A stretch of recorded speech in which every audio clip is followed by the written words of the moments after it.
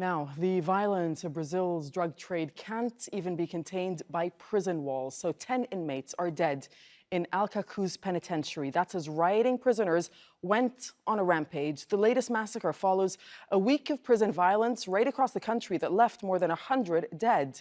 So rival drug gangs regularly clash over territory and trafficking routes and turf wars, both outside and inside of prison.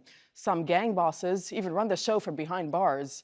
Prisons are always packed way past capacity, so Alcacuz has regularly housed as much as double the numbers it was originally built to hold. Well, the last major riot there was just over a year ago. And with the Brazilian economy in recession, prison reform is a low priority, but the recent uptick in violence is creating pressure to take some sort of action. Daniel Schweimler has more from Sao Paolo. Remote, isolated and often forgotten, the state of Brazil's jails only comes to public attention when the system breaks down, when the inmates riot, when they're killed.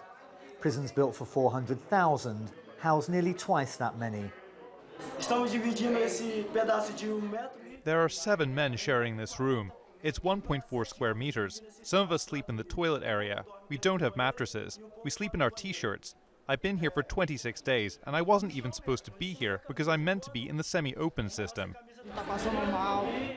We're not feeling well. It's packed here. There's nowhere to sleep. There are 18 of us in here.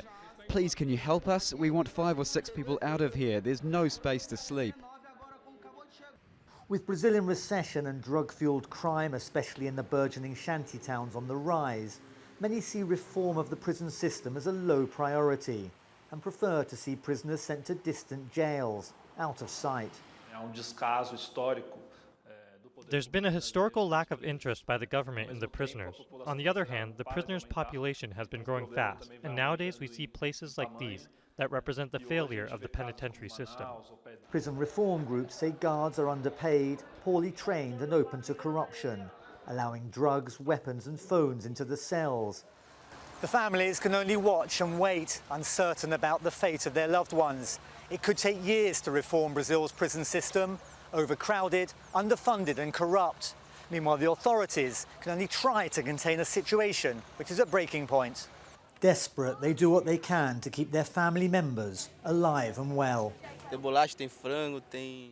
We have biscuits, chicken and cigarettes. It's for my brother, but also for his colleagues, since some of their families don't come here, so they share. Nearly half of prisoners are still awaiting trial. With the absence of authority in many jails, inmates are forced to seek the protection of gangs, who often supply much-needed provisions.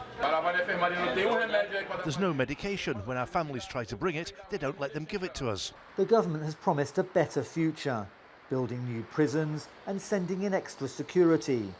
For most in Brazil's jails, brimming with anger and frustration, that future can't come soon enough. Daniel Schweimler, Al Jazeera, Brazil.